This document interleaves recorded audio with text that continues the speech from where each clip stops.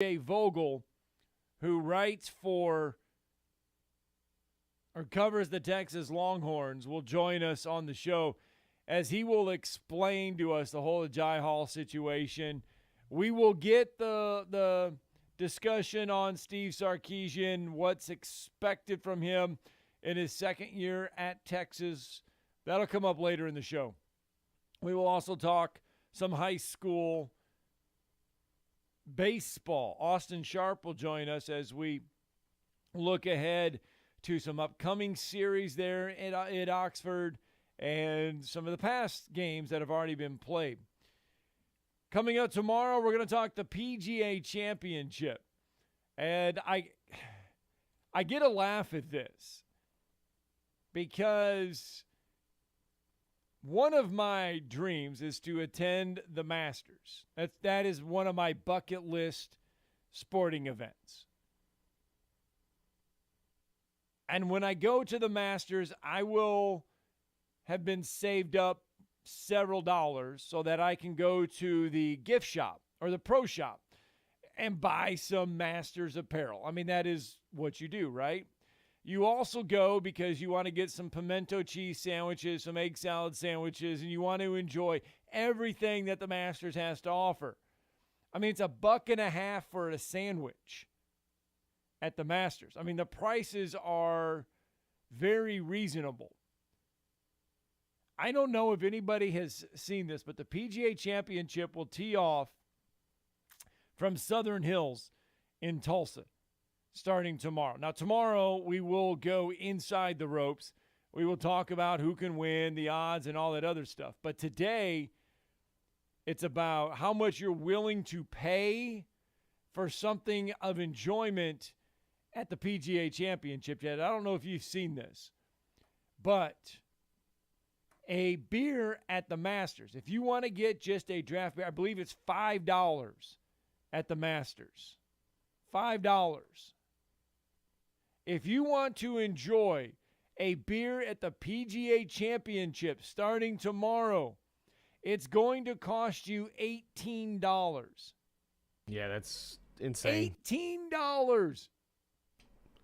I bet a water is like $5, $6. A water is, I want to say, a bottle of water was like $8, yeah, I think, at the PGA Championship. Yeah, I'm good. I'd probably just stand there. I'd probably be good the whole day just standing there, honestly. I'd eat beforehand. A Michelob Ultra will cost you $18. I'm not a big enough drinker to care to throw $18 unless it was like that's what sometimes when you go to some of these football games and basketball games and like a mixed drink is $18, $20 for just one alcohol in it. A Stella Artois. Did I say that right? Yeah. Okay. Stella's a little bit more pricey, I would say, but $19. It's not worth $19 for one. It's like getting one of those 16-ounce cans of, like, Coors Light and paying like $14, $15 for it. If you want to enjoy a cocktail at the PGA Championship, it's going to cost you $19. A glass of wine will run you $13. Just get the wine. Wine's probably better. I mean, they're pricing their most generic wine that they have, all the house wine that they probably have from the clubhouse, and they're charging at the same price as the beer, which is insane. I mean, you can go to a fancy place around here and get a house glass of wine for like $8-9, and it doesn't make sense to make an event like that. So it's not even that prestigious of an event to like make it that expensive for beer and wine and whatever. Maybe they're keeping people. This. Maybe that's how you limit people nowadays from drinking so much. You just make it so expensive. Brooks Koepka was asked about this. And he appeared in a Michelob Super Bowl commercial. And he was asked about the $18 beers, and he said that they're tall boys, and they come in 25-ounce cans. So, obviously, the price is more.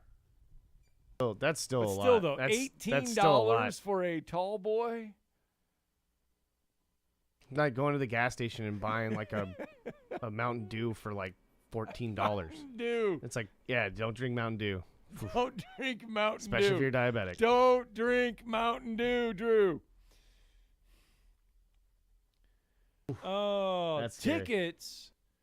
tickets just to get in. Now, obviously, it's a whole lot easier to get into the PGA Championship than it is the Masters. I think that's part of the intrigue with the Masters. But the first round tickets are listed at $195 plus fees. So going to the PGA Championship this week could be a costly adventure if you are going. Water, by the way, is not $8, it's $6. So yeah. That's not bad. I'll take a water. A bottled water. I'll take a water the whole day. But come on now, $6 for a bottled water. I feel like I can buy a case of water for $5. If you can bring stuff, then I'd bring. People are going to be trying to water all day. People are going to be trying to bring in stuff. Airplane all day bottles, long. everything. I mean, but no, I wouldn't. I mean, no, I wouldn't. I'd be fine with a $6 water if I was going to that event. I'm already dishing out so much money for opening day or the rest of the event. All right, 256-576-4977. How much are you willing to pay to enjoy something like that? I mean, if you're headed to the PGA Championship, are you excited to spend $18 for a beer? Are you one of these ones where, nope, not going to be doing that? All right, anyway, 256-576-4977. That's the number to the Neighbors Wealth Management Hotline. And, I was looking through Twitter the other day, and Josh Pate, who is on this show quite a bit, put out an interesting thing on Twitter, and I happened to see this on Twitter the other day. And, yesterday we were talking about an outlandish prediction for Alabama and Auburn coming up for this year. What would be something that a big, gigantic headline that you're thinking about it now just would be? Well, Josh Pate on Twitter put this out there, Trev. College football prediction you made 10 years ago. Yeah. That was the most wrong you've ever been. The college football from 10 years ago. College football prediction you made 10 plus years ago. That was the most wrong you've been. And for me, that was an easy one. Because I was on the TV side and I was reporting and talking about, I think it was Jeremy Johnson potentially being a Heisman favorite for Auburn. I mean, that was the big, the big thing. Anyway, think about that, but let's get out to the Neighbors Wealth Management Hotline. Brandon's with us this morning. Good morning, Brandon. Morning, my man. Y'all talking about these prices and stuff. Yeah. Back in 1990, my stepbrother worked for a refrigeration delivery company for a grocery store. And my other stepbrother worked for Eagle Rock Distributing. They got a bright idea to put the two together, buy a whole bunch of beer and drive over and sit on the side of the road at Talladega and sell it. And they were out there selling beer for $1, and they couldn't sell it fast enough till they went to jail. And they sold a lot of it. Every car that come by was buying it as fast as they could buy it. Did they go to jail because they didn't have the license, or did they go? Was that why? Absolutely, Alabama State Trooper. This went on for like 6 hours, and they made a pile of money until they got locked up. So that to me is just proof that sometimes when you sell it for a little less, you can make a little more. It's absolutely unbelievable. The Rome Braves game here in Rome, Georgia, is $4 or $5 for a bottle of water. Okay, $4 for a bottle. Okay, well, I don't know why my mind is. I mean, $4 for a bottled water, I think, at a sporting event. Is that fair? Is that a fair price, $4? Well, when there's only 300 people in the whole stadium, I'd say no. Right. I mean, you go into a gas station now, the average price of a bottle of water is what, $2? Yeah, probably about $2. I don't know. Even for a tall boy, $18 for a beer. No, yeah, no. The golfing event, that's insane. I mean, that they don't do that at Toyota. They don't do that at the Braves. I mean, you'll get your like mixed drinks for that much because they charge more for alcoholic drink, like more alcoholic drinks. But the beers you can usually find for even at I was at the Hawks game and I was only paying like $8 or $9 for a can. So well, and you take a look at what Arthur Blank did. They realized that everybody would eat at all the restaurants before coming to the Falcons game, so they turned it down a little bit. They went down to, what was it, $2 hot dogs and drinks, $2 refillable drinks, and they realized, hey, we got a lot of money back when we turned down the price of it by selling it in volume. And a lot of people need to follow that model. They need to take a look and realize that when you're charging $20 for something that, a good reasonable price might be $5, that you get a little bit more of your market cap back. And y'all were talking about a Jai Hall. Well, I texted Drew yesterday and asked him, I said, "You doing all right, brother?" And he said, "Yeah." And I sent him that picture of a Jai Hall. And he sent me 4 text messages in a row, rapid fire. The first one was a T, the second one was a U, the third one was a R, and the fourth one was a D. So he's back to fighting weight, I think. Yeah, we got to experience a little bit of that yesterday as a staff. We can tell you that he's not 100%, and we're still making sure he does get to be 100%. But Drew's got a little bit of fire in him right now, and he's got a little bit of he's okay. He's got a little bit of fire in him, we can tell you that. But he'll be back sooner than later. But, yeah, you're right. The Jai Hall situation is going to be interesting, and we're going to find out exactly what is going on in Austin, Texas a little bit later in the show. All right, Brandon, thanks for the call, bud. Hey, the worst 10-year prediction was that the Falcons will win a Super Bowl. I can agree with him there. I can definitely agree with him there. I guess 10 years ago in college football, what 10 years ago when you were making predictions, what is the most wrong you have been? I guess 10 years ago in college football, the most wrong that you have been. I guess thinking if this is 10 years ago now, A.J. McCarron being an NFL quarterback. Because, he is an NFL quarterback. He has made but I guess I should say I thought he was going to be a good NFL quarterback, I should say, because of the fandom and, the rise of, Alabama. I really wasn't ever buying into Greg McElroy being a good NFL quarterback. I think there you go. Me thinking that he was ever going to start over all the hoopla that was going on with the Jets and all that other stuff, I probably defended Greg McElroy way too much. That's a pro decision. But but still going from college to pro. I would definitely say probably A.J. McCarron coming out of college and being that. That would be my only one. That's the only one I can think of at the top of my head. That I would have been totally wrong. I really can't think of one that stands out. Mine was, like I said, Jeremy Johnson being a Heisman candidate. No, I know. Before even taking a snap as an Auburn Tiger. So he got the Spencer Rattler love where it's he just got it. I remember that one so bad. I remember it like, oh my goodness, this guy is the next. And then he comes out and it was a legitimate disaster. It was a disaster. I remember that one. I'm trying to think of. I can't really think of one. Think of even more.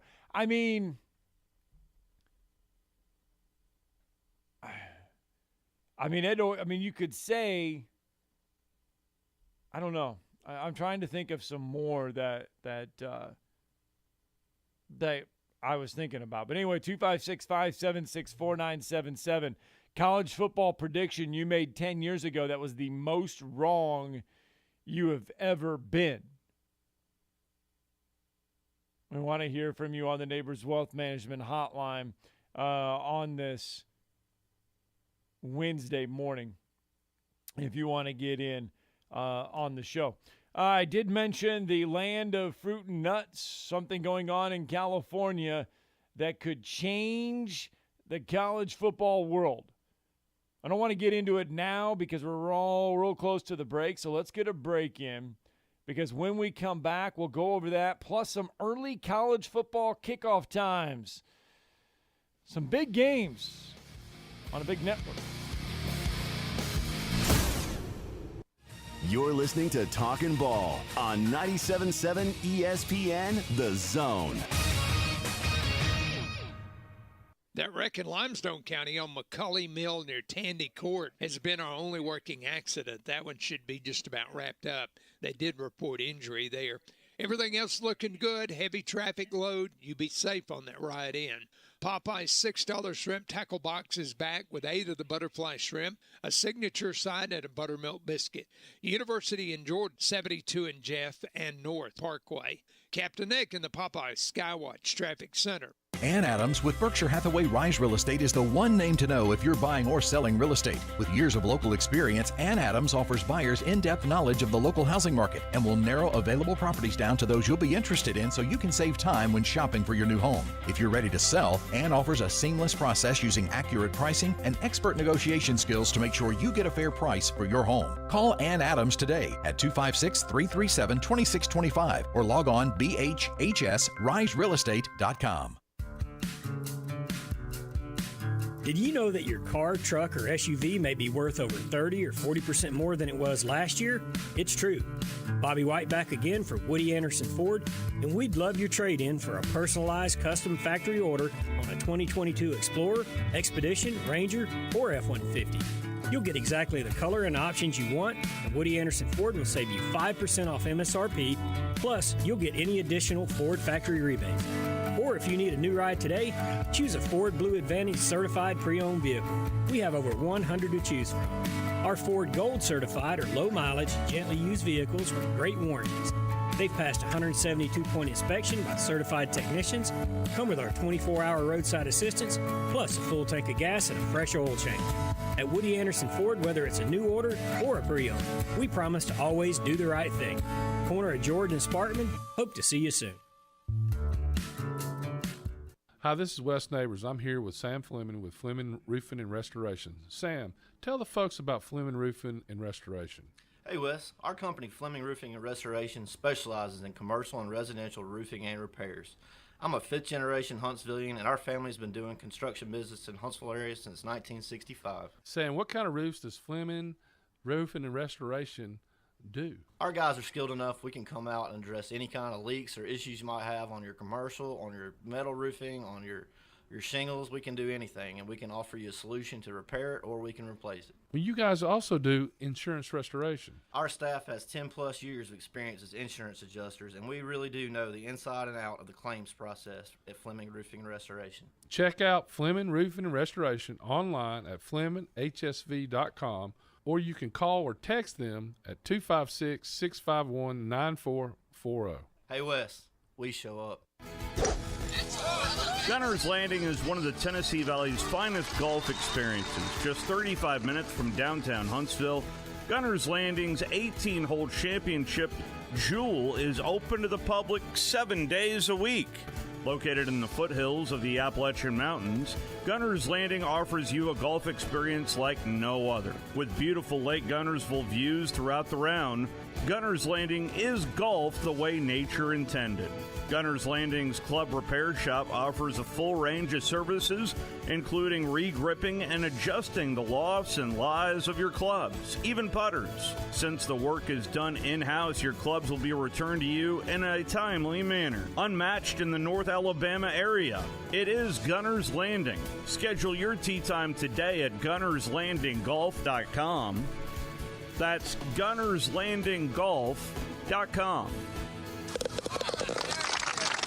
Tom Abraham here from my friend Brian Hamaker and his team at North Alabama Mortgage. Look, buying a home is the biggest purchase you will make in your life, and it can be a bit intimidating, so you want people that can help walk you through the mortgage process and get you the best deal possible. That's what North Alabama Mortgage does, and they do it in Alabama, Tennessee, and Florida, from first-time purchases to refis, conventional, VA, FHA, and USDA loans. They have the solution at North Alabama Mortgage. Visit NorthAlabamaMortgage.com to learn more. That's NorthAlabamaMortgage.com. Your home of the SEC Baseball Tournament. 97.7 ESPN The Zone. This is Paul Feinbaum. Listen to me coming up today at 2. Now back to Talking Ball with Scott Tyson and Drew DeArmond on 97.7 ESPN, The Zone. Hi, welcome back. Talking Ball 97.7 ESPN, The Zone. Scott Tyson with you on a Wednesday. Chad Gwathney helping alongside because Drew DeArmond's still out. We're going to get him back eventually. Just not going to get him back this week. So hopefully on Monday, the big guy will be feeling like sitting in and doing a show. We'll have to wait and see. Just a heads up, we will not be in studio on Friday. We'll have a best of show on Friday as we're going to get a jump start on the weekend. So tomorrow will be our final live show of the week. And so this whole time that I wish Drew had been here, simply because of this next story right here. The land of fruit and nuts. You got to get into your Drewnary, your dictionary of Drewnisms, and the land of fruit and nuts is in reference to California.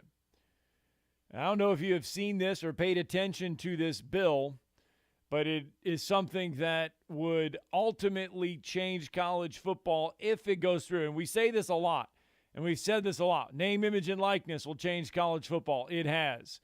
We've talked about other things along the way that will change and have changed college football. The transfer portal, things of those natures. But this right here, this is ensuring going to be a fight of both sides if this comes through. The state of California is trying to take the lead for college athletes' rights to become the first state to legalize name, image, and likeness payments to players. On the surface, that doesn't sound like a bad idea.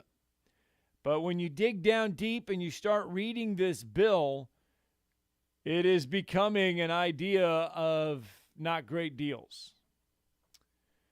What they basically want to do is require schools in California to share 50% of their annual revenues in football and men's and women's basketball, those three sports, with athletes, initiating a new era of pay for play. In what a lot of leaders fear a doomsday scenario for athletic departments that currently use profits from revenue sports to fund their non-revenue sports programs. So here's how this will work in California.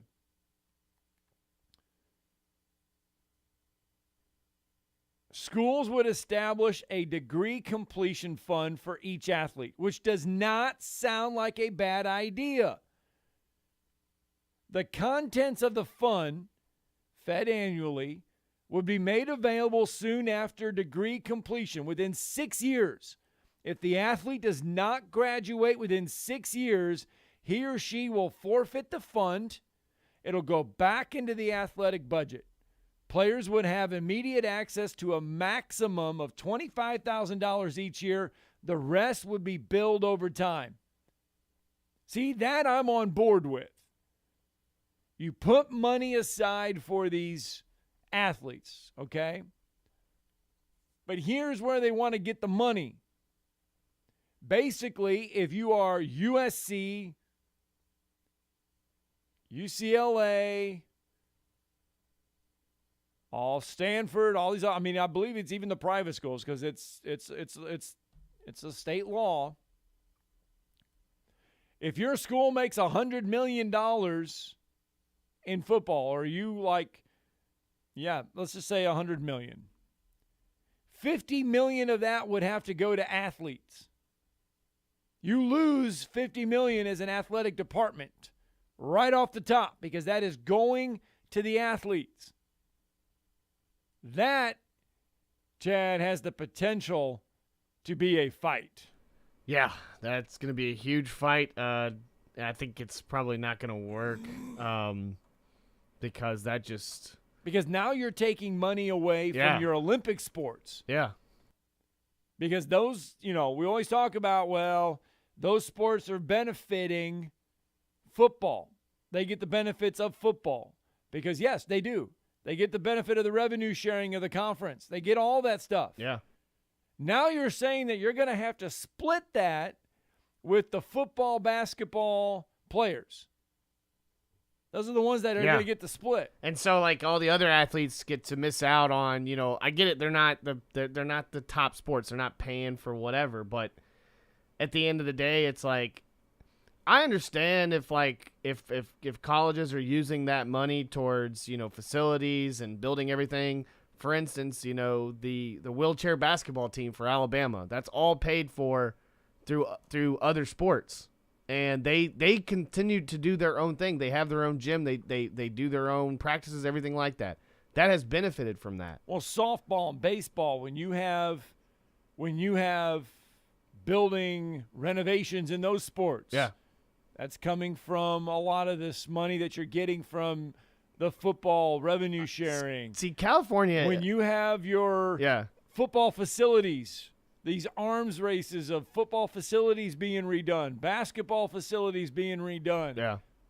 Those, you're not going to see those as much if you're in California because you're having to split everything in the half with the athletes. My thing is, if you're splitting a lot of this with the athletes, you got to have a return on investment where it's just like, you're putting money into all these facilities, but you're getting a return out of that. You may not get a return out of some of these athletes, and you're just going to start spending the revenue money on them. Why aren't they getting the video game money and the jersey money and all the others? Why didn't you do it like that? Make it like that, where it's still continued like that, and they can continue. Maybe they can make 80% of what they make in jersey sales and all that other stuff. Like when we give certain athletes, like Tom Brady, like a gift shop, you know what I mean, at Gillette Stadium or something like that, where it's like that's inside of his deal. Yeah. Why can't we, like with the name, image, and likeness deals, like you said, dish money aside, where like some of this jersey money is the money aside that they're going to get at the end of the year. Now there's already been a discussion if this bill does make it all the way through. That's got a long ways to go before it makes it through, but it is the state of California. And I mean, leave it at that as you will. Amending the bill so that the athletic department, if they make – okay, so they're using the example is if USC football made $10 million more in 2022 than it did in 2021, then all the gain would go to feeding the players, degree completion funds. If the department would be able – so basically, if the department didn't make any money more, so if they made – $50 million in 2021 and they only made $50 million in 2022, there would be no money to put into the athlete fund because there's no new money. Because otherwise, if these schools' athletic funds stay the same each year, you're going to be losing money. And this degree completion plan, like you said, it sounds great and all, but how many guys are one and dones? How many guys? Then they wouldn't get this money. If you're one and done and you don't get your degree within 6 years, you don't get this money. So basically they're trying to get guys to stay longer in school, and they're trying to pay them more for staying longer in school when they're at the end of the day trying to benefit the ones though that do stay in school and get a degree. But isn't that the point of playing football, is to get a scholarship and finish and to get your degree? At the end of the day, they're student athletes, not athlete students. So at the end of the day, like if you're going to college, that college is giving you a scholarship to come play for their college. And at the end of the day, your priority should be graduating. Because if you're not good enough, you should know that you're not good enough to make the NFL. And some of these guys that are on scholarship that may not make the NFL and stick around longer, I mean, it just, at the end of the day, I would think that's your main priority. That's your main goal. But apparently athletes only go to college to go pro. Well, I mean that would be like think about that it, would though, be the it's thing. Only though. about 2%. I mean, well, I get it's only that. about 2%. This here, the average college football player that does play for 4 years gets a degree. They say they could walk out with about $500,000. Yeah. in an account when they graduate for playing college football. Look, this bill here has a lot of pros and a lot of cons to it. Because I love the degree completion, thing where they put the money in the fund. 6 years. And they give you 6 years to get a degree. Because, think about it.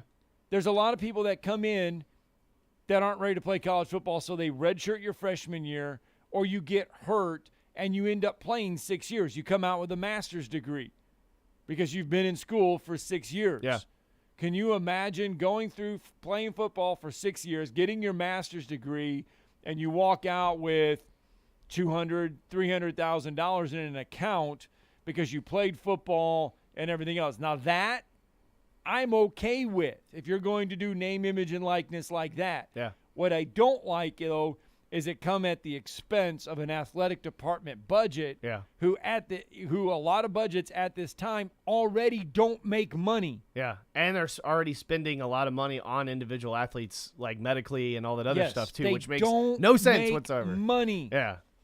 So. Not every athletic department in the country makes money at the end of the year. We already know that. Yeah, and there's a lot of schools in California that don't make money. And when we're starting to do away with all these cupcake games, what does it mean for smaller schools that, thrive on some of these cupcake games to be able to fund some of these programs? Now, some of that money from the Alabama game is going to have to go towards the players that got shellacked. Well, yeah, we're talking about USC here. Yeah, USC is going to make money. Yeah, but what about the schools like a Fresno State, or a Sacramento State, the ones that don't, your group of 5 schools, not your Power 5 schools, your group of 5 schools that have a hard enough time making money as an athletic department as a whole. And you're telling them now that they're going to have to basically split their revenue with their athletes. You can't do that on that level. All right. 256-576-4977. That's the number of the Neighbors Wealth Management Hotline. See, I told you that was an interesting thing out of the land of fruit and nuts that could change college football dramatically. There's a lot of that stuff. And it seems like every day that we talk about that throughout the time. All right, so another season of college football is upon us. ESPN putting out there the other day that there are some new kickoff times. We got some kickoff times, by the way. Let's see if I can find said kickoff times. All right. I'm going to get to these major kickoff times here in just a minute, but let's go to the Neighbors Wealth Management Hotline. Bob is with us this morning. Good morning, Bob. Hey, what's up, fellas? Not much. How are we doing today? Good. So I missed the first part, but I did hear you talking about a fund and kids with NIL graduating with a degree, and they have like $500,000 or even $250,000 when they graduate. Yep. What it is that is a sweet freaking deal for those kids. Yes. And the vast majority of these kids, like 99% of them, are not going to the NFL.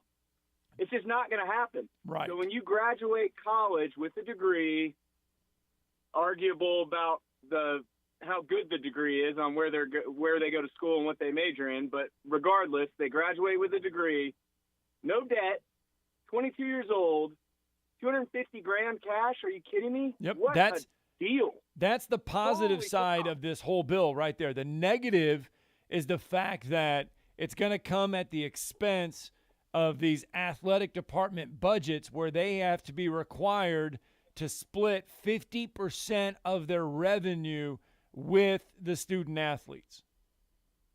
Most of them don't make money, like you said. Yes. It's true. So I guess, I don't know, maybe they could have a sliding scale threshold based on if the athletic department's profitable or how much money they make. I don't know. I tend to side with the kids on this, but I also think they need to put, like Deion Sanders was talking about this the other day. Him and Kirby Smart were talking about NIL and how there has to be some bumpers on the side here and some type of control mechanism because it's getting out of control. Like the running back who hasn't played a down at Texas that just signed an NIL with Lamborghini. Stuff like I'm all for them making money. Some of these athletic departments have gotten filthy rich. Certain schools, Bama, Georgia, LSU, places like that. So I'm all for these kids getting some money. I used to be in the whole, well, they're getting a free education. That's good enough. Now I can kind of see where they're getting some money. But some of the smaller schools, they probably just won't be able to have a football program anymore. Well, yeah, you're not going to have. That's what's going to happen. You're not going to be able to have other sports. You're going to see a lot of sports that are going to be on the cutting block because if you have an athletic department budget of $100 million, or if your football profit is $25 million or $20 million, and you have to give 10 of that million to the athletes on the football team. That's $10 million that you don't have now to improve your facilities, to give to other sports, give a couple $1 million to another sport on campus that you would be able to give to. It's the trickle down there. It's things are going to be missing because you're having to give that $10 million to your athletes. That's where the problem is going to arise if this bill goes through in California. I don't know what other states would approve it. I don't know what other ones would do it. California's stupid. I've lived there. Everybody knows it. They're a disaster. They'll screw this up somehow. But maybe there's a better way to go. I mean, I'm sure there's a smarter way to go about it, especially for some of these smaller schools where – because here's the deal. There's schools that are going to be haves and then there's have-nots, and it's the same way with players. Yep. Bryce Young's making money. The backup right guard is not making any money unless he's boys with somebody who is making money and they do like a collective type thing where maybe he gets $2,500 for something. So some of these kids aren't going to make any money, but maybe some of the schools could set up some type of deal where they match contributions to what NIL you bring into the university. And the way they can do that is not, hey, you got a sponsorship with Zaxby's. It's your jersey sold X amount, which brought in X amount of revenue for the school. Well, we're going to match that and put it in a fund and invest it for you for the next 6 years. Well, you're % of them who aren't going to go to the NFL, and even the 1%, less than 1% who does go to the NFL, half of that 1% actually makes decent money in the NFL and has a career longer than 3 years. So if they can set something up for all these kids to where when they leave college, they have a degree, they have some money, maybe it's not $250,000, which it's ridiculous when people scoff at that and think $250,000, oh, well, that's not enough. Are you kidding me? That's like, wow, could you imagine being 22 years old, debt-free with a degree and starting out with here's your $250K? That's outrageous. So even if these kids graduate and, hey, here's $50,000 from this fund that we invested for you and we matched NIL, something like that. Like they can come up with something, but they need some guardrails put on this because it's going to get out of control. And nobody really knows what's going to happen and some of the repercussions that will come from NIL. But there's going to be bad things that happen from this, I think. So that's my take. Yep, thanks for the phone call. Morning. All right, thanks for the phone call. Let's stay on the Neighbors Wealth Management Hotline real fast. Johnny on his cell with us this morning. Good morning, Johnny. Good morning. Okay, so California is just like all these other people that's wrong with this generation. They're doing participation trophies. You look, just because you make an SEC school roster, NIL was designed for free market enterprise for these kids to be able to capitalize on their name, image, likeness, and talent. And and these collectives the NCAA is trying to work with now or ban or whatever for recruitment inducement, all that is the NCAA is mad as an organization that money that was previously going to the coffers of the universities for buildings and things like that is now being set up, is going to the athletes directly. And so they're trying to get ahead of it and try to manage it. But, you can't do a participation trophy type thing where, you make a team, so you're going to have this waiting for you at the end of the year. I mean, it's just, a kid that's a quarterback is going to make more money than a kid that's a lineman. And then not genetics is what made you a lineman. It's not it's not what made you a quarterback. So they can't. You just cannot legislate evenness. You cannot do. There is no such thing as that in life. And that's what's wrong with the society. They keep thinking that, everybody's got to have the equal amount of money. It's not. The haves have always been the haves, and the have-nots have always been the have. They've always been with us. And they're not. And you cannot legislate this kind of program where you make it even for everybody. Yeah, not only are they leveling it to make it even, they're telling the schools, guess what? You're going to have to give 50% of your football revenue to your athletes. And you can't, you can do the math on that too. And you're talking about only those athletes that are part of the revenue producing stream. So yes, all the golf team, you're gone. All the tennis team, you're gone. Yep, because they're not going to be able to fund. That have benefit. And you know what? When your kid signs a scholarship to go to the University of Alabama or any other place, they get a 4-year degree from that institution if they stay all 4 years. And they have the freedom now to pick up and go after 1 year if they don't like what's happening with them. And so they've given them the freedom with the transfer portal. They've given them the opportunities with NIL to make all the money they can make on their own name, image, and likeness. And there is no reason to go out and legislate a deal that sets up a pool of money for these kids that if they stay all 4 years. Well, if they stay all 4 years, they're going to get a degree. You get a degree, you got an opportunity to do something and you're going to get that degree without a debt from college. And you get that opportunity. You make the most of what God's given you with that. I don't think there needs to be a pool of money set aside for athletes who have benefited. Those kids get tutoring. Those kids get the best meals. Those kids get medical care. And yes, those universities make a ton of money from their performances on the field, especially in the SEC. But at the same time, they are now giving them the ability to cash in on their abilities in name, image, and likeness. And that's a free market enterprise. And the NCAA if they dare challenge these kids on how much money they make from NIL, then they're gonna get slapped with antitrust. Oh yeah, that's coming. And they're gonna lose.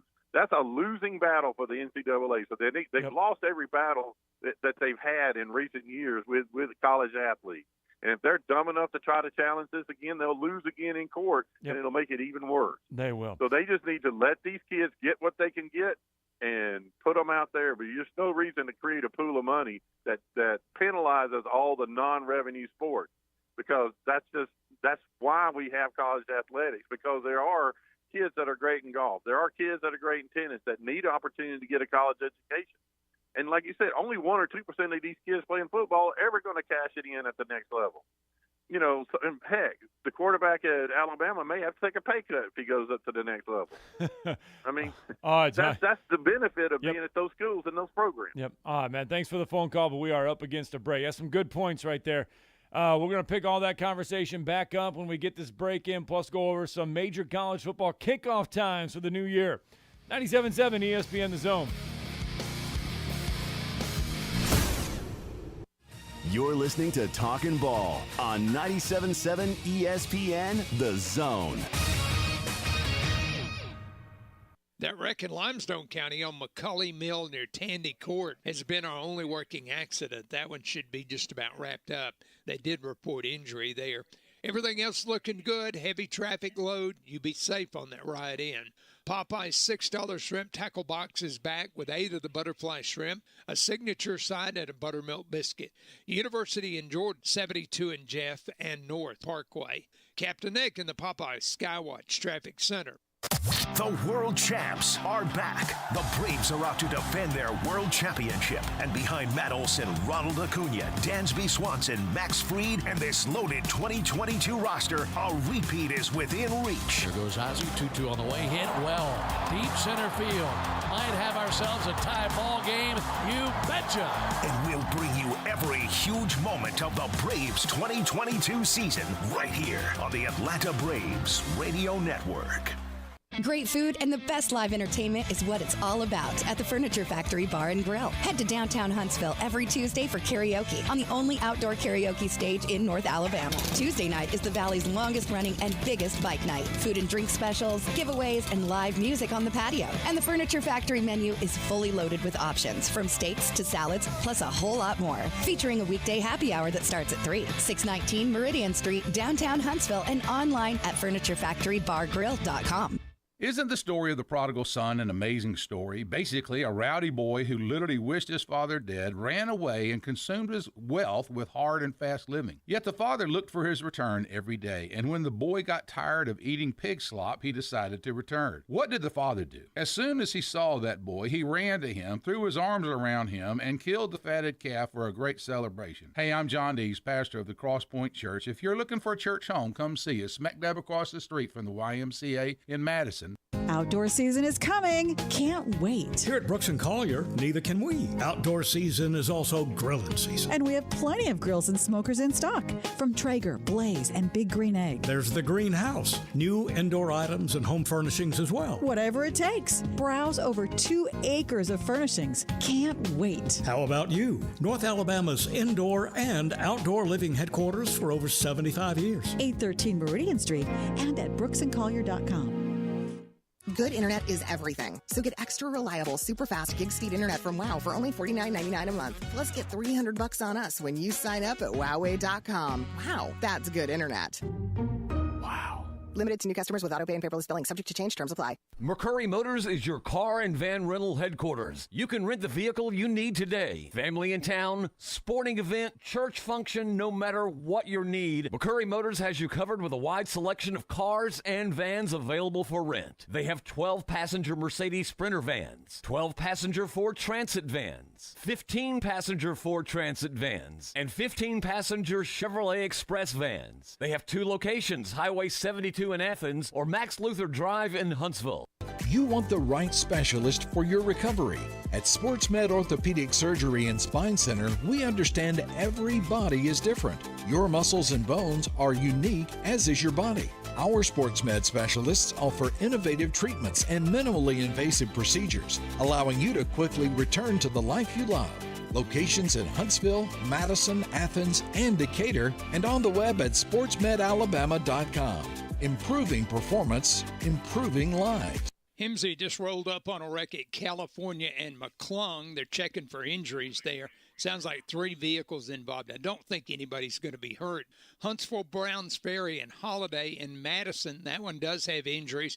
Working on clearing it. Had a stalled tractor-trailer reported in Athens, 31 in Sandifer. Tried numerous weight loss plans and nothing works? Your hormones could be the problem. Find out with a free quiz at 2030huntsville.com. Captain Nick in the Jordan Lane, Popeyes, Skywatch Traffic Center. This segment of Talkin' Ball is brought to you by University Kia, the #1 volume Kia dealer in the state of Alabama. Located online at universitykia.com. What's happening? What's happening?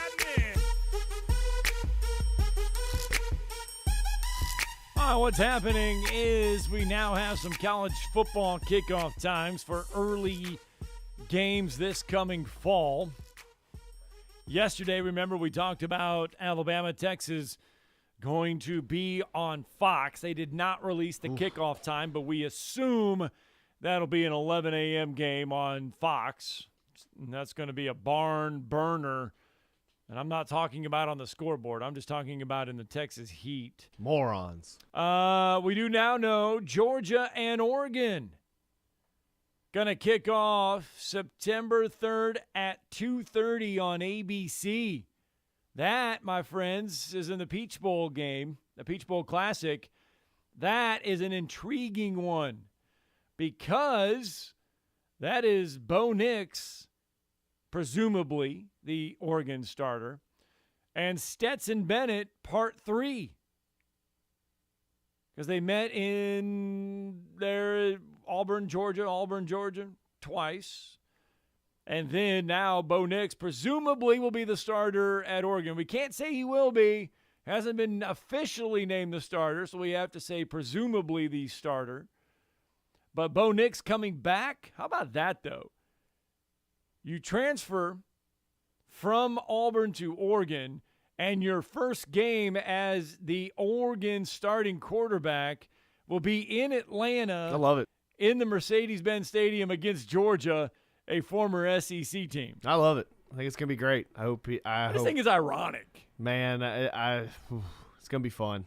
I think it's ironic, but I think it's just funny to see that, because it's just like I felt like he ran away from the SEC. He really did. I feel like Bo Nix really did run away from the SEC, and whether it was everything going on, with maybe the coaching change or whatever, what might have been going on, but right. I just don't think Bo Nix ever wanted to be at Auburn. It seemed like even with Gus there. I just think that he ran into some unfortunate situations there at Auburn. I think if Gus Malzahn had stayed, Bo Nix, if Gus Malzahn, because Bo Nix would have listened to the higher ups to play him. Bo Nix would have stayed. That's why we didn't see Malik Willis, and Malik Willis was I get it. Nobody wants to talk about but he was thought of a first round draft pick, but Malik Willis couldn't even see the field.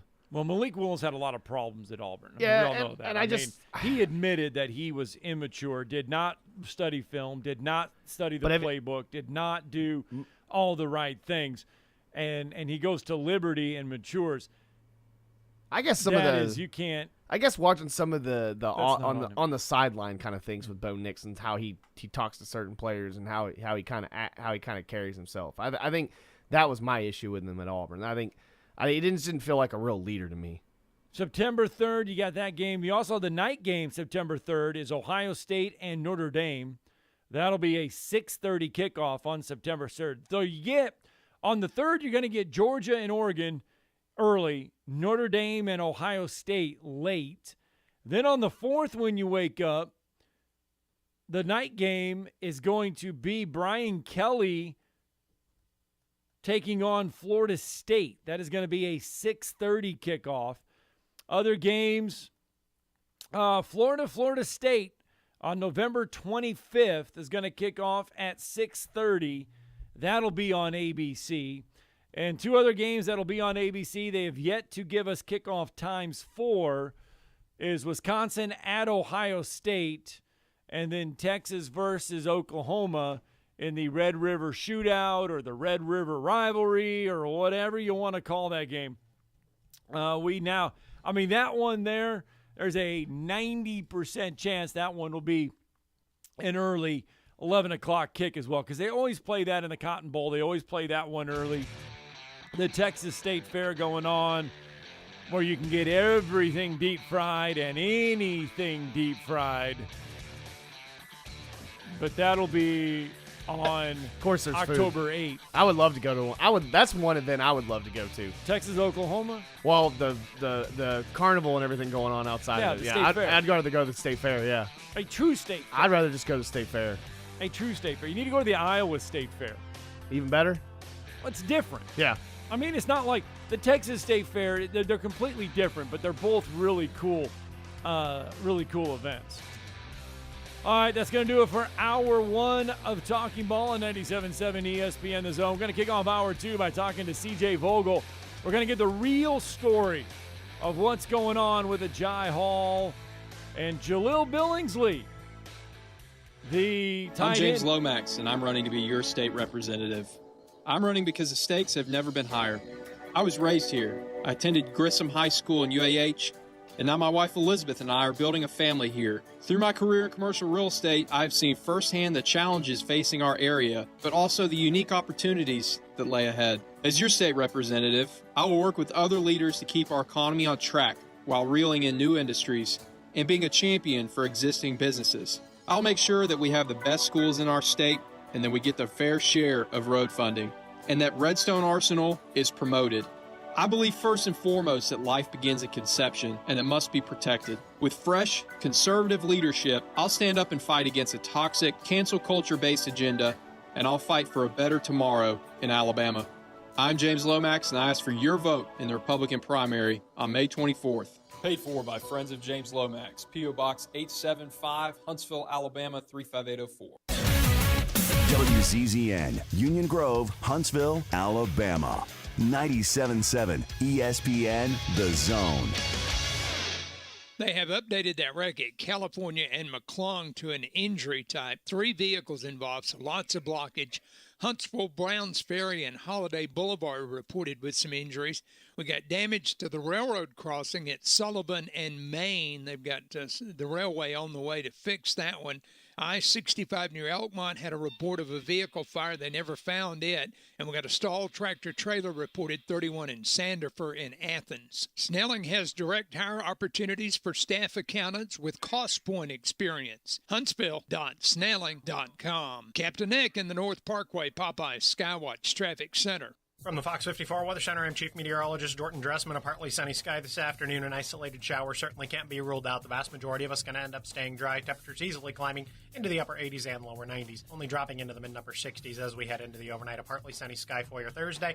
And isolated showers possible. Temperatures climbing into the lower 90s. We're going to continue this trend as we head into your Friday. Plenty of sunshine Friday afternoon. Temperatures hanging out in the lower 90s. Our next best opportunity for rain moves into the Tennessee Valley once we get to the weekend. I'm Chief Meteorologist Dorton Dressman on your home for ESPN Radio. 97.7 ESPN The Zone. This is Brent Musburger's VSiN Action Update on 97.7 ESPN The Zone. Heads up, sports bettors. Right now you can try VSiN All Access free for 30 days with no credit card required. Visit vsin.com/free month to sign up now. The Heat took Game 1 of the Eastern Conference Finals 118-107 over the Celtics. Tonight it's Game 1 of the West. The Mavericks a 5-point underdog at the Warriors. The over-under at 214.5. NHL Game 1 in the East second round. The Hurricanes a -170 favorite at home against the Rangers at +145, 5.5 the total. Later the Oilers +135 at the Flames, -155, a total of 6 in Game 1 in the West. The Braves even the series with the Brewers with a 3-0 win in Game 2 Tuesday. Game 3 this afternoon. Atlanta +125 on the road. Milwaukee -145 money line, 6.5 the set total. Max Fried getting the start for the Braves against Corbin Burns for Milwaukee. I'm Trey Westerberg, 97.7 ESPN The Zone. Log on today, 977ESPN.com.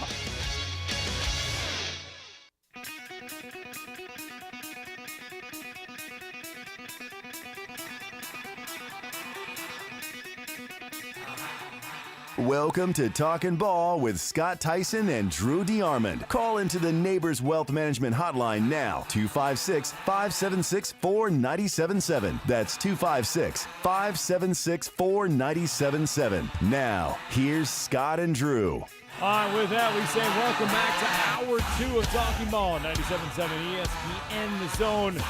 Scott Tyson with you. Drew DeArmond again out this week, so we're missing our right-hand man. But still, the show goes on, and Hour 2 goes on here on a Wednesday morning. I so bad want to say Thursday, but on a Wednesday morning. Yesterday, if you were paying attention to social media, or if you were paying attention to Twitter especially, this Ajay Hall story just kind of was like a massive wildfire. It just kind of sparked a little bit, and then all of a sudden it just felt like a blaze. And in today's society, in today's world, if you quote-unquote scrub your social media outlets of whatever, it's a big story. And Ajay Hall yesterday became a big story. But is it a big story? Let's find out. Let's find out the real truth going on behind Ajay Hall. Helping us do that, kick off hour number 2. He is a recruiting analyst covering Texas and Oklahoma football for the Football Brainiacs. Time for us to bring on CJ Vogel this morning on the Neighbors Wealth Management Hotline. Good morning, CJ. Good morning, guys. How's it going? Doing good. Me on. Yeah, doing good. Good to have you. A lot to unpack here. A lot to go over with just one guy. Ajay Hall, the former Alabama wide receiver, makes his way to Texas, and then yesterday we get this coming out of nowhere that he's not on social media with Texas and he's not on the Texas roster. And what do we really know on what's going on with Ajay Hall? Yeah, so off the bat, I'll address the roster issue. I guess it's probably pretty difficult to appear on a roster at a school you're not currently enrolled in, and I'm assuming that's the issue there with IG Hall. First off, not showing up on the Texas roster. He enrolls June 1st. He will. The plan, as far as I know, and as far as our sources have indicated to us, is the plan is still in place for Hall to make it to campus in Austin and enroll during the summer and be a part of the program there. So on the Texas front, there is not a whole lot of concern. I know Twitter, as you mentioned earlier, was almost set ablaze by the fact that there were no more Texas photos on Instagram or anything like that. But that's just the nature of recruiting now, and especially college or high school recruiting, and specifically when a player scrubs his Instagram or Twitter, and you really start to see the red flags go off, and we noticed that a little bit yesterday. But right now, that's the plan, is for him to enroll June 1st and be a part of the Texas program moving forward. Where does he fit into this wide receiver room once he gets there? Yeah, well, off the bat, I think, he's a talented player. Texas has a pretty talented number one guy right away with Xavier Worthy, although that receiving room last year was very, very thin at Texas. At the end of the year, you really had just one reliable option, and Xavier Worthy, and when he went down, there really wasn't anywhere else for Texas to go with the ball. So he will certainly be in that top three mix. Texas added another receiver, Isaiah Neyor, out of Wyoming, who had a pretty spectacular season in 2021. I know, Wyoming, you might not be thinking that's up against top-notch opposition, but talented kid. He had a very good spring season, so I'd have to imagine he'd be in that top 3, top 4 wide receiver cycle right there for Texas, and he's a type of guy that Texas really has missed out on in recruiting at the receiver position in the last couple of years. So should be a dynamic element that they haven't had in several years. Yeah, Jai Hall, he was it a month ago or whatever, put out on social media that he couldn't wait because Steve Sarkisian made some comments about fast guys, fast wide receivers, didn't mention a Jai Hall in there. And, I don't know. To me, it just feels like a non-story yesterday that came about. Like you said, you got to be on the roster to be on the roster.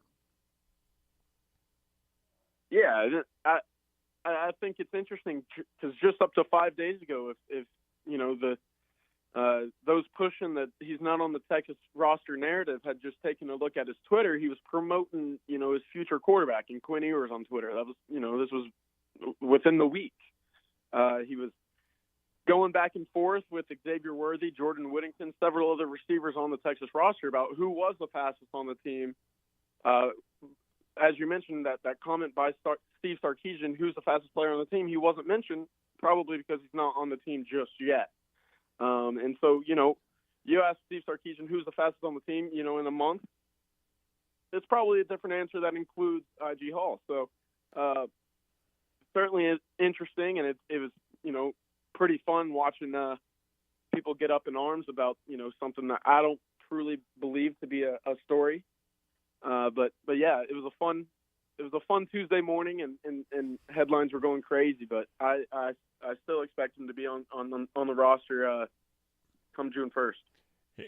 Obviously, Hall, just one of the Alabama guys making their way from Tuscaloosa to Austin. Jalil Billingsley also making that move from Alabama to Austin, Texas. What was the spring like for Billingsley? Yeah, from what I saw and what I heard, he had a pretty solid spring season. As Alabama fans know, and those around the program know, he's not your typical tight end. He's more of a flex out. He won't be the guy with a hand in the dirt, moving around defensive ends as often as you'd like at the tight end position.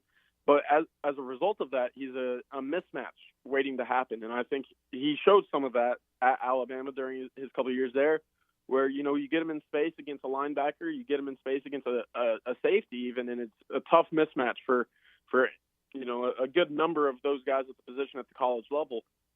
And that's what he showed at Texas in the spring is, he's not your traditional guy, and when you get him in space against those type of guys, he's able to, make plays. And I think he's going to have, his own set package at Texas. I'm not sure he's going to be an everyday guy, and Texas has a five-star tight end in Jatavian Sanders from a few years ago, who's really, really starting to put things together. And so the two of them, if you get them on the field together, and whatever that 12 personnel package is, it could create some really interesting advantages Texas could take advantage of this fall. So really, really strong spring season for Billingsley, and I'm looking forward to what he can bring to the table this fall.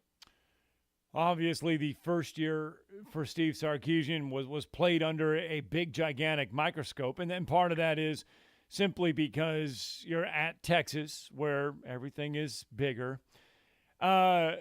Year two, what does in store for Steve Sarkisian? Obviously, Alabama is on that schedule for year two.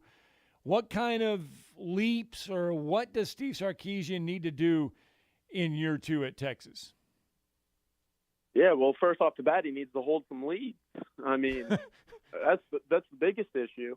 After starting 4-0 or 4-1, and then losing a 21-point lead to Oklahoma, your biggest rival, then sets off a 6-game losing streak, all in which you held the lead at one point. That can't happen again, and right.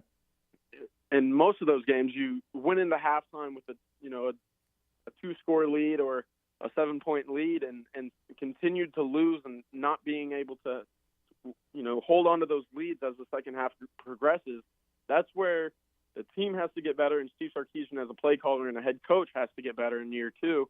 And, clearly the whole loss to Kansas can't ever happen again in his tenure, or, that's probably where the line is drawn with, the way Texas boosters handle their coaching searches and leashes with the coaches. But yeah, off the bat, he's got to get better on the offensive line. I think, that meeting with Alabama is going to be a really rude awakening for Texas program, and that offensive line, if they can't figure out the pieces right now. They have 7 true freshmen coming in for the offensive line this fall. So the pieces, they're a talented bunch. The pieces are going to be there. I'm not sure, obviously relying on 7 offensive linemen to figure out the problems and put together a product on the field that will compete with a team like Alabama is, the situation you want to be in right away. But he's going to have to find it to put it together quickly.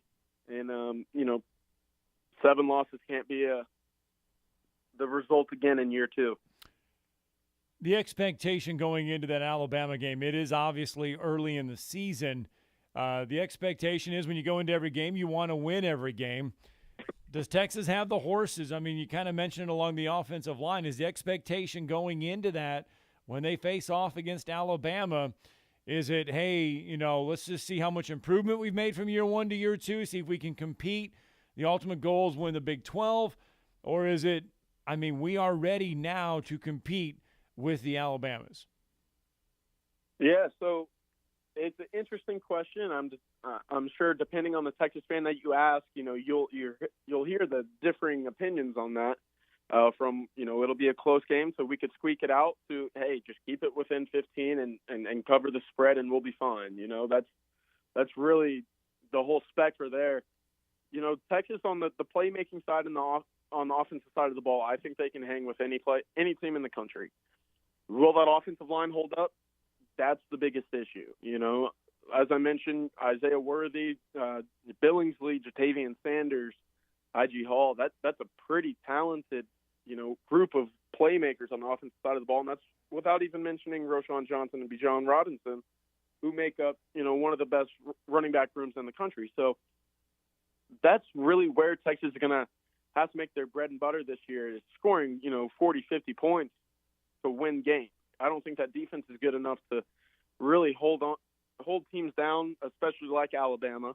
And so going into that game, I'm expecting anywhere from a 10 to 17 point loss, which if you can keep the quarterback healthy and show some good things, I'm not one for, moral victories, but that's a good showing in my opinion.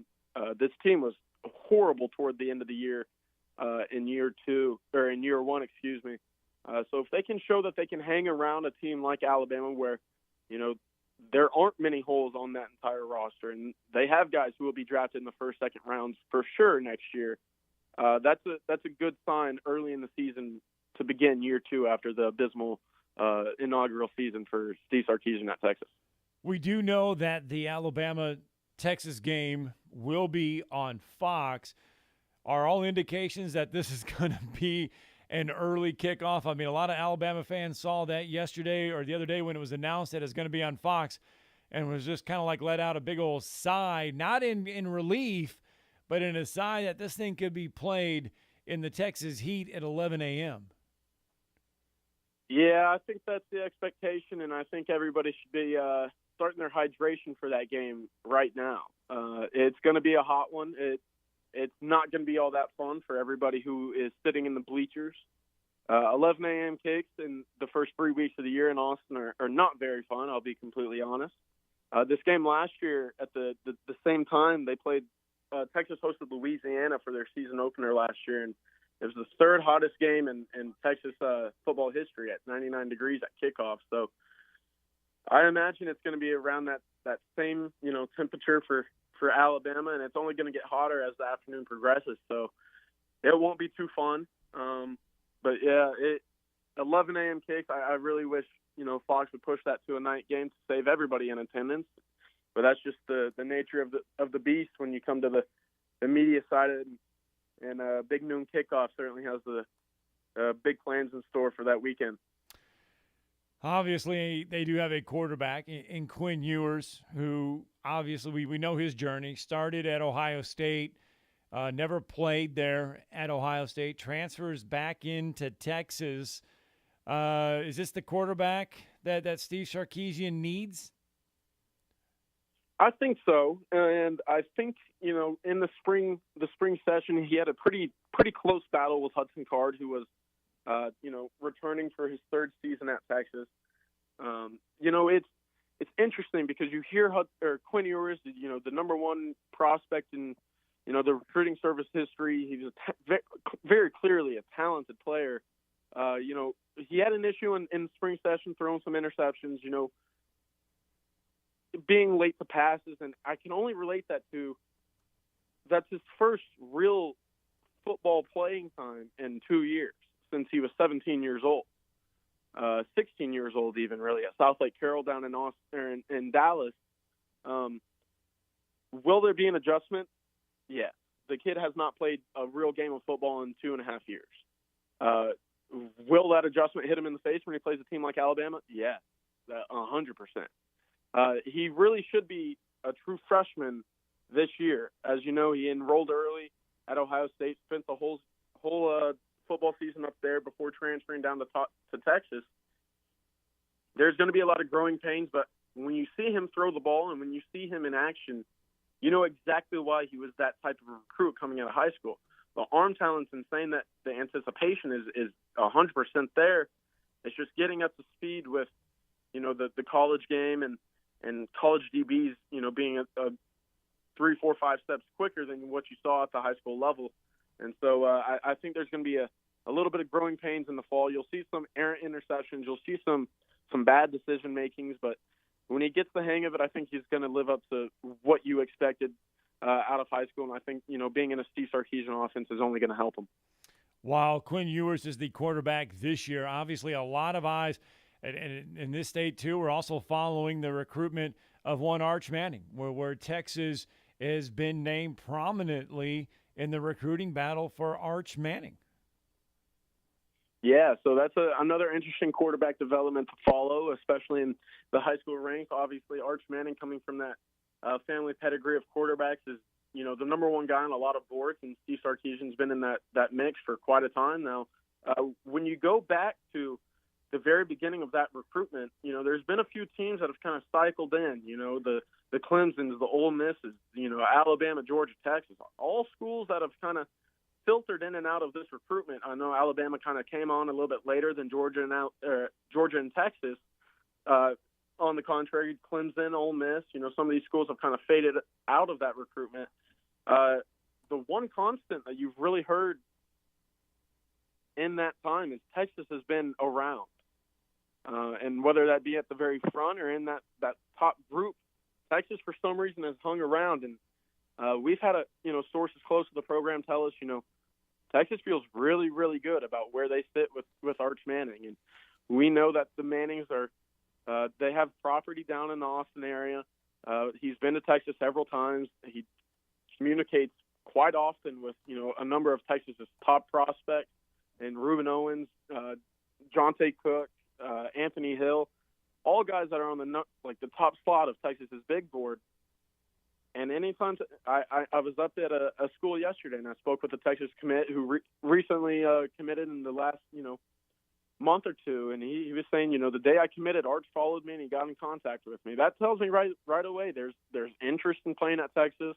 Obviously, my hunch is that he wants to see what Texas puts on the field this fall before making a true decision and committing to a program, because I don't see the Mannings as the type of family to make a decision and go back on their words. So Texas is in it. I think Alabama is in it as well. If Alabama decides to go with Eli Holstein, the former Texas A&M commit, I think that'll tell you a lot about where the Arch Manning decision is going. So it's a 3-team race in my book: Georgia, Alabama, and Texas for the moment. All right. Good stuff here on the University of Texas. CJ Vogel joining us on the Neighbors Wealth Management Hotline. CJ, let everybody know where they can find your work as we get closer to this Alabama-Texas matchup. Absolutely. You can find me on Twitter at CJVogel_TFB or at thefootballbrainiacs.com. All right, CJ, thanks for joining us this morning. All righty. Thank you, guys. All right, CJ Vogel with us there. Good stuff there. Basically telling Alabama fans you better start hydrating now, because that game is going to be a warm game in Austin, Texas. Oh, without a doubt. I mean, I can't buy. Man, I guess it's better for you to do stuff the rest of the day. You know what I mean? If you're watching it at home or whatever, you're not waiting until 2:30 or 6 o'clock or whatever, for this game or whatever. But man, 11 o'clock kickoff, man. That means we got to get up early and we're going to have to do some coverage a little earlier here. That's a lot of work for us. No, I'm just kidding. But no, 11 o'clock kick, man. That's going to be a warm day in Texas for sure. All right, we got to get a break in. That was good Texas talk there at Jai Hall. The whole situation there is, and what we've learned, he's not on the Texas roster because he's not enrolled in school yet. Will he enroll in school? CJ says yes, he will very soon. We'll find out, and we'll stay with it on that. We got to take a break, because when we come back, going to talk high school baseball. Going to get a rundown from Austin Sharp on the high school baseball playoffs. You're listening to Talkin' Ball on 97.7 ESPN, The Zone. The world champions are back, and you can only hear them right here. Braves baseball is rolling, and Atlanta's ready for a huge 2022 season. Swung on and struck out towards deep right field, rising through the sky, back to the wall, bombs away. This afternoon, it's Matt Olson and your Atlanta Braves against Hunter Renfroe and the Milwaukee Brewers, live from American Family Field. Braves radio's on the air at 11:55 Eastern, 10:55 Central on the Braves Radio Network. The internet is everything.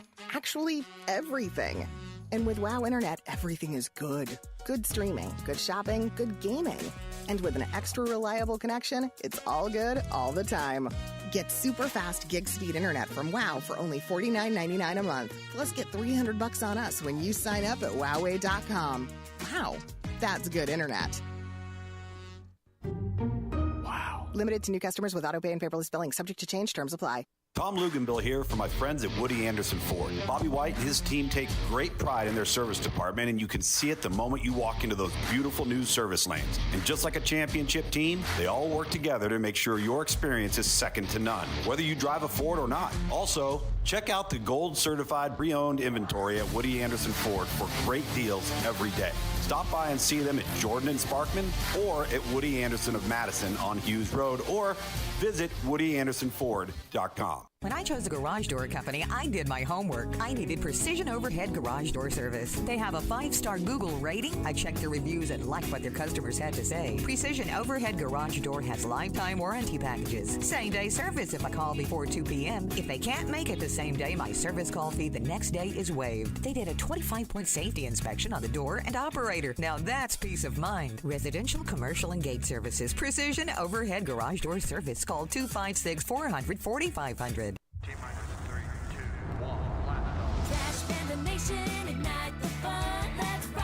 The Trash Pandas are back for 6 games at Toyota Field starting Tuesday, May 24th against the Tennessee Smokies. The week's promotions include an Izzy Wilson bobblehead giveaway on Tuesday, Armed Forces Night on Thursday, and a Trash Pandas camo cap giveaway on Sunday. Get your tickets for all the fun now at TrashPandasBaseball.com. Let's rock it. SportsMed is the official team physicians of the Rocket City Trash Pandas. And if the pros trust SportsMed, you can too. SportsMed provides every service you might need for complete orthopedic care, specializing in orthopedic surgery, sports medicine, joint replacement, spine surgery, neurosurgery, and podiatry. And they offer their own brace shop, in-house full-body MRI, physical therapy, walk-in clinic, and so much more. 4 locations and on the web at sportsmedalabama.com. Working on accidents at California and McClung and Huntsville Browns Ferry and Holiday Boulevard. Both of those were injury type. And we've had the railroad crossing arm damaged at Sullivan in Maine. They've got a crew on the way to repair it. Do you know who to call when you need a heart doctor? You could write this name down now so you have it in the future. Dr. Randall Burns is at Huntsville Heart Specialist on Bob Wallace, where they have the expertise to care for all matters of the heart. Captain Nick in the Jordan Lane Popeye Skywatch Traffic Center. You know, this process is all about talking ball. Listen to Talkin' Ball with Scott Tyson and Drew DeArmond. What did they want privacy for? To just start talking ball. Every weekday morning, wake up with Scott and Drew. It's Talkin' Ball. 97.7 ESPN, The Zone. This is Steve Moulton from The Drive. Join us this afternoon from 5 to 7 with Wes Neighbors and me. Now back to Talkin' Ball with Scott Tyson and Drew DeArmond on 97.7 ESPN The Zone. All right, welcome back. Talking Ball, 97.7 ESPN The Zone. Scott Tyson with you. Drew DeArmond not with us still, as we've mentioned. He will be with us, though, eventually, next week, hopefully. But the state high school baseball playoffs getting underway, and there is a lot of good action that has already been played. There's a lot of great action left to be played right here in our area. Decatur Heritage will take to the diamond in Game 1 against GW Long. That the 2A state championship series begins at 4 o'clock. And then at 7 o'clock, you get the 5A state championship series, Russellville and Holtville. We've already seen the Class 4A Game 1 go the way of Mobile Christian. They got Game 1 9-8. Trinity Presbyterian, they win the 3A title over Piedmont with their 3-1 win yesterday. They win that in 2. There's a lot of great baseball to be played. And joining us now on the Neighbors Wealth Management Hotline is the Alabama Prep Baseball Report Scouting Director, Austin Sharp, kind enough to join us this morning on the Neighbors Wealth Management Hotline just so we can talk some Alabama high school state baseball going on there in Oxford and Jacksonville State. Good morning, Austin. Good morning. Thanks for having me on. All right, boy, oh boy, it is an exciting time if you are a fan of high school baseball because there is so much great baseball now being played. How good, before we get down to the series, before we get down to who can win the rest of the way out, how good is the talent at this year's state baseball championships? I mean, it's as good as last year was obviously, really talented. This year, I think, can rival that with, you look at Mobile Christian, who is, as talented as anyone in any classification. You've got Hartsville, obviously. Since both the teams in 7A, you looking at these, 1A through 7A, all 14 of these teams have a chance to win their respective classification, and that's what it should be when it comes down to this point. But there's, it makes our job difficult because there's so much talent here, and we're looking forward to, we've had a good first couple of days, and looking forward to the rest of the week here in Oxford and Jacksonville. All right, let's talk about what has already gone on. We've already had a state champion, Trinity Presbyterian, crowned state champion in Class 3A. They got a 2-0 series sweep over Piedmont. They won game 3. Okay, game 3. My bad. You're right. Yeah, Trinity. We were at that first game against Piedmont, and Trinity had a couple miscues defensively in the first few innings, and Piedmont was able to jump out. And then yesterday's game, the doubleheader that Trinity was able to sweep. They sort of, you could tell they played with more confidence and were able to pitch it better enough. They had a freshman, Fleming Hall, who will be one to follow over the next few years. He's a freshman. He was up to 91 on the radar gun on the scoreboard. And then they were fortunate enough to win game 2, and then in game 3, were able to win that tightly contested 3-1 game. Got a great performance on the mound from their team, able to put up enough runs. Grayson Ash is a catcher for them. It was 3 really well played games. All the games, especially the game last night with Mobile Christian and Etowah. It's been 4 really well played games. So that was that one. Yeah, let's talk about Etowah. That is the Class 4A state championship series, and that one there goes the way of Mobile Christian, 9-8. Game 2 gets underway today at 10 a.m., so they're going to be back on the diamond here in about an hour and a half for that one. How do we see that one kind of playing out? Do you think that one can get to a Game 3? Etowah's pretty talented, especially on the base paths.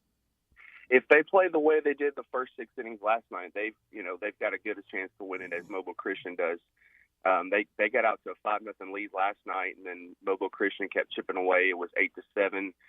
In the bottom of the 7th, they had Mobile Christian down to their last strike, and a sophomore infielder Alex Bennett hit a single back up the middle, scored a run to tie it at 8-8, and then Mobile Christian was fortunate enough to win it on a walk-off balk with 2 outs. I believe it was with 2 strikes too. So, it was a back-and-forth game last night, and Mobile Christian was fortunate enough to win it. But Etowah will be, they know that they can play with Mobile Christian, and they'll be, hungry today and both trying to force a game 3 and win the 4A state title.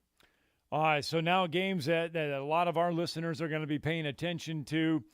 Class 2A state championship series gets started today. Decatur Heritage comes in 30-9. GW Long 32-8. GW Long, no stranger to the state championship series. Decatur Heritage coming in. This is the final go around for Steve Meek as head coach. Decatur Heritage, big challenge for them. Yeah, but they've faced Decatur. Decatur Heritage faced Westbrook Christian in the Elite Eight. That was a big series win to get over that hump. I think Westbrook Christian had beaten them the last couple of years in that same round, so they were able to get past Westbrook Christian. They beat Mars Hill last week. So they've played the top teams in 2A, and the competition just continues to elevate this week with GW Long. Obviously, you mentioned GW Long is no stranger to the state finals in Class 2A. They're a powerhouse, but I think this is a toss-up series. Both these teams bring in a talent, and could definitely see I went out on a limb. I went with Decatur Heritage. All right. Well, it's Steve Meek's final go-around. I know. For Decatur Heritage to win this series, what better way to go out? You're going to earn it by having to beat GW Long and to win the Class 2A title. That would be a phenomenal run for Decatur Heritage. Yeah, picking GW Long is sort of like picking Alabama to win the national championship. You're not really saying that much. But Decatur Heritage has got a real chance. This week it'll be a good series. Oh, I hope he was listening. Oh, he is. Okay, good. Class 5A.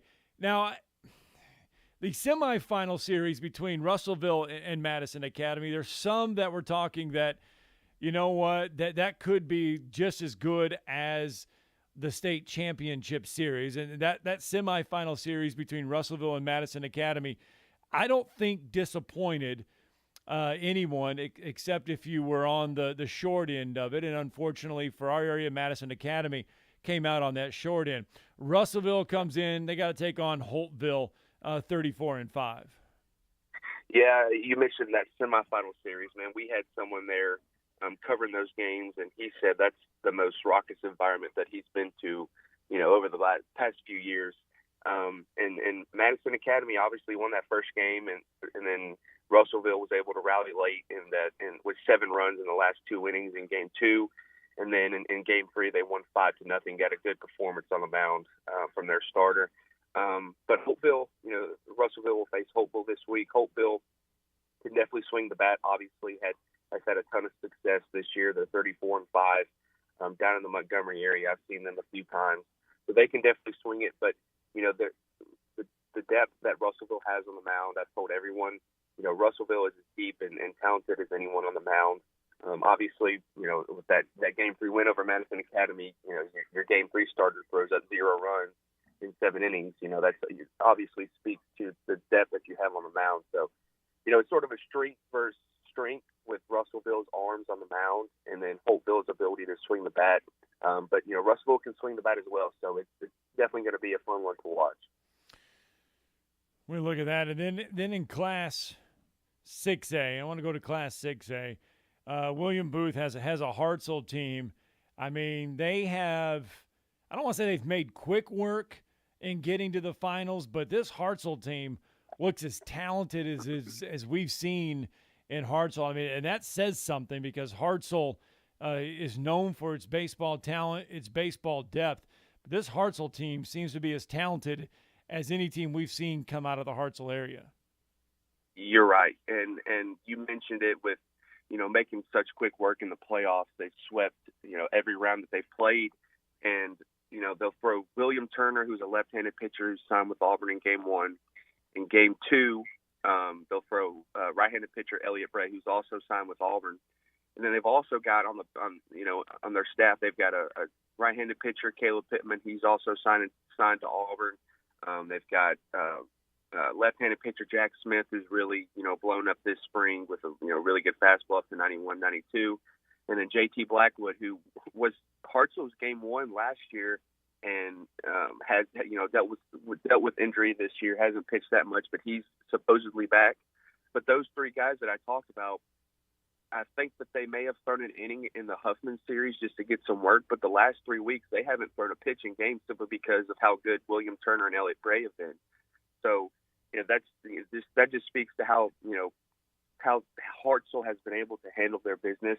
Obviously, they're as talented as anyone, both on the mound and at the plate with, Colin Mizell, Peyton Steele, you got Eli Tidwell, Grayson Howard, Kate Miles. I mean, you could go up and down that lineup. There's just no holes. It's really balanced, and the pitching staff is obviously, speaks for itself for, what they have, what they'll throw in games 1, 2, and 3. So, Hartselle, you mentioned it, they're as talented as anyone. They have a real shot to win it. But, talking about this Pelham team that they'll face, man, you got to sit back and, admire the run that they've been. I saw them earlier in the spring, and, they weren't playing their best baseball. You look at their record, they're 18-1. But man, you got to commend them for the run that they've made. They've passed every single test, beaten Fairland, who was our number 2 team. They beat Hueytown, who was number 6 in our rankings. So and then they beat Hillcrest last weekend in game 3. So I think they played 3 straight game 3s, and it sort of just looks like a team who just plays with a ton of confidence, and may not be as talented as Hartselle, but they'll get after you, and they just play the game the right way. What would this mean for Hartselle to win this championship? I think everybody that follows high school baseball remembers how last year's championship game, they've used last year's outcome as fuel to get out of there with a state championship this year. I think you're right. I think it still sticks with them, but this is sort of they've got a bunch of those players back from last year, but they've sort of paved their own way this year with they've only lost 4 times. So I think that sort of plays a role, but I don't know. The way they've been playing over the past couple of weeks, I don't know if you could say they're using it as motivation, but it's certainly in their mind, and they'll compete. I don't know how much of a motivation it'll be for them. So if you're headed down to the state baseball tournament, we've talked about how good Hartselle is. We've talked about some of the names and the commitments that Hartselle has. Is there somebody that if you're going there, hey, make sure you sit down, watch this game, watch this guy, watch this talent, that's going to be kind of worth watching once you get down there, outside of some of the names we haven't mentioned? Coleman, I mentioned Coleman Mizell. You're just talking for any classification? Yeah, anybody that, hey, you're headed down to the state baseball tournament, take a look at this guy. In Class 7A, Riley Quick. He's probably a familiar name, obviously. Right-handed pitcher from Hewitt-Trussville, offensive lineman in the fall for Hewitt-Trussville. He signed with Alabama strictly for baseball. He's been up to 95 on the mound this spring. He should throw game 1 on Friday at Chocolaco Park at 7, I believe. And we saw him last week, and it was as good as we've seen him all spring. I think he punched out 13 or 14 against a Vestavia offense that had been swinging it as good as anybody coming into that round. So I would say Riley Quick. I'm definitely looking forward to seeing him. But there's talent. There's so much talent here this week that I can name off 4 or 5 more. But Riley Quick is definitely one to if you're coming down, to make sure that you get to check out on Friday night. And then a series we didn't mention, 1A, Lindsay Lane Christian, Bayshore Christian. That'll get started on Friday. That's game 2. Game 1 will get started tomorrow at 4 o'clock. Does Lindsay Lane have what it takes to win that 1A title? Absolutely.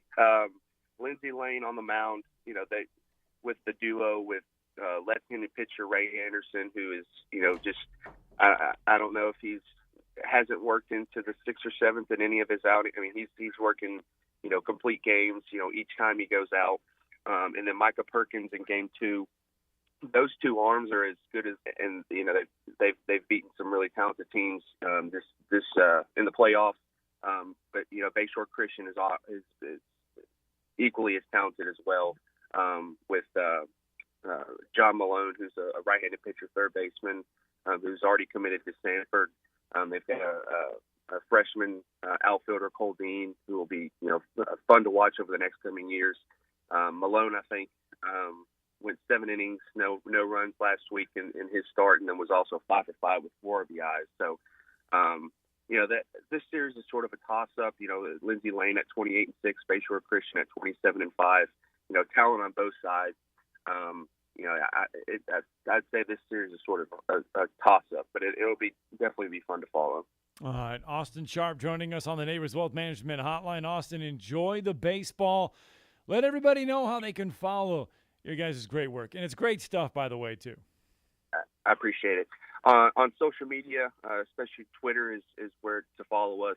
At PBR_Alabama is our Twitter handle. We're obviously pumping out videos throughout the week on our social media. And then our website at www.prepbaseballreport.com/Alabama. That'll give you all of our we've got our showcases and tournaments coming up here shortly after the spring gets finished up. So that's where you can find us. All right, great stuff there. Thanks, Austin. Enjoy the baseball. Thank you. All right, Austin Sharp with us. That's some good stuff right there. That really broke down every series of the high school state baseball championship. And I'm telling you, that Hartselle baseball team is talented and deep. And William Booth has himself a great chance to bring home yet another state championship there in Hartselle. It's just good to see so much North Alabama talent in the finals, pretty much in every classification. You've got a team in the North Alabama area, and especially in our listening ship. So it's good to see a lot of the success that North Alabama has, especially in baseball. All right, let's get that final break in, because when we come back, you know what it is. It's your Tomorrow's Headlines Today to wrap up our Wednesday show. You're listening to Talkin' Ball on 97.7 ESPN The Zone. Working on accidents at California and McClung and Huntsville Browns Ferry and Holiday Boulevard. Both of those were injury type. And we've had the railroad crossing arm damaged at Sullivan in Maine. They've got a crew on the way to repair it. Do you know who to call when you need a heart doctor? You could write this name down now so you have it in the future. Dr. Randall Burns is at Huntsville Heart Specialist on Bob Wallace, where they have the expertise to care for all matters of the heart. Captain Nick in the Jordan Lane Popeye Skywatch Traffic Center. The world champions are back, and you can only hear them right here. Braves baseball is rolling, and Atlanta's ready for a huge 2022 season. Swung on and struck out towards deep right field, rising through the sky, back to the wall, bombs away. This afternoon, it's Matt Olson and your Atlanta Braves against Hunter Renfroe and the Milwaukee Brewers, live from American Family Field. Braves radio's on the air at 11:55 Eastern, 10:55 Central on the Braves Radio Network. If you need a car, McCurry Motors is ready to put you in a quality vehicle, and in-house financing is available. If you have a job, McCurry Motors will work with you even if you have a bankruptcy, divorce, or bad credit. Visit McCurrySaysYes.com. Every car comes with a warranty, and they report to the credit bureau. With 2 locations, Highway 72 in Athens, call 256-230-0232, or Max Luther Drive in Huntsville. Call 256-713-0575. Ann Adams with Berkshire Hathaway Rise Real Estate is the one name to know if you're buying or selling real estate. With years of local experience, Ann Adams offers buyers in-depth knowledge of the local housing market and will narrow available properties down to those you'll be interested in so you can save time when shopping for your new home. If you're ready to sell, Ann offers a seamless process using accurate pricing and expert negotiation skills to make sure you get a fair price for your home. Call Ann Adams today at 256-337-2625 or log on bhhsriserealestate.com. This is Wes Neighbors talking to Chris Haygood of Bob Wallace Appliance. Chris, what sets you apart from other appliance dealerships? Wes, these appliances are going into the most used room in your house, your kitchen. The way we have these appliances displayed, it's easy for you to visualize how they'll look in your home. Wes, what sets us apart is the people. They're well trained. In fact, they live and breathe these appliances. And if you need service, you'll really appreciate our parts department. Contact Bob Wallace Appliance at 256-533-2121. Got a wreck on Wall Triana. It looks like it's northbound between 565 and Madison Boulevard. That one is an injury type. Got California and McClung with injuries, and Huntsville, Browns Ferry, and Holiday Boulevard also reported as an injury type. And we've got a problem with the railroad crossing arm, and it apparently got hit at Sullivan in Maine. They got a repair crew on the way. Popeye's $6 shrimp tackle box is back with 8 of the butterfly shrimp, a signature side, and a buttermilk biscuit. University in Jordan, 72 in Jeff and North Parkway. Captain Nick in the Popeyes Skywatch Traffic Center. This segment of Talkin' Ball is brought to you by University Kia, the #1 volume Kia dealer in the state of Alabama. Located online at universitykia.com.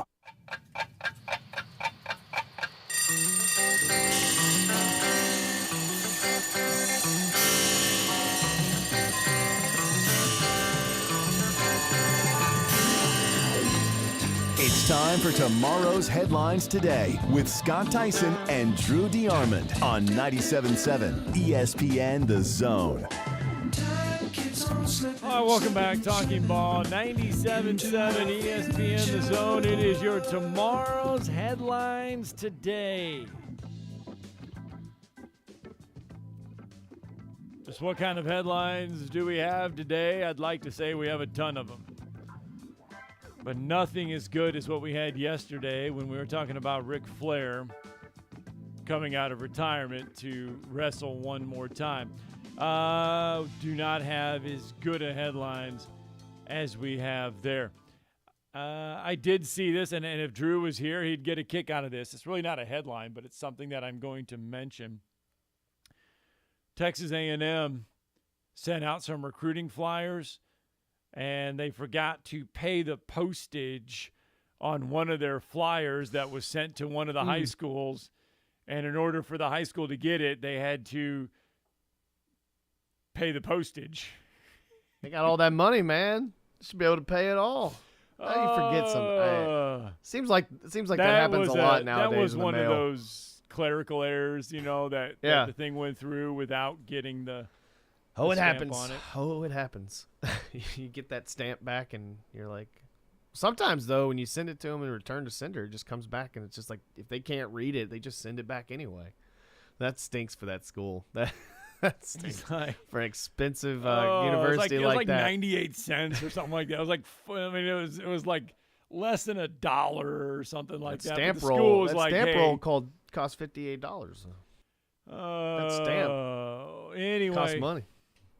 256-576-4977. That is the number to the Neighbors Wealth Management Hotline. And if you want to get in on the show this morning, you can. We had some midweek SEC baseball games yesterday. Auburn got a win over Samford last night. That is their last, I guess you could say that is their last midweek game.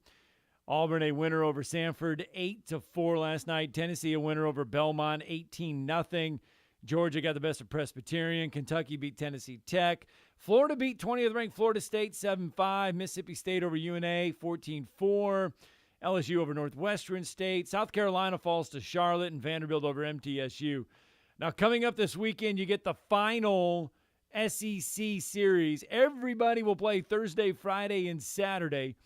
So that means coming up tomorrow, you will hear Alabama and Arkansas right here on 97.7 ESPN The Zone.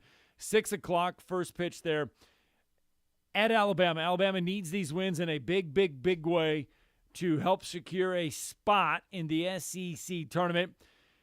You kind of also want Auburn to beat Kentucky a little bit. That would make things a little easier, especially if you're not able to get wins against Arkansas.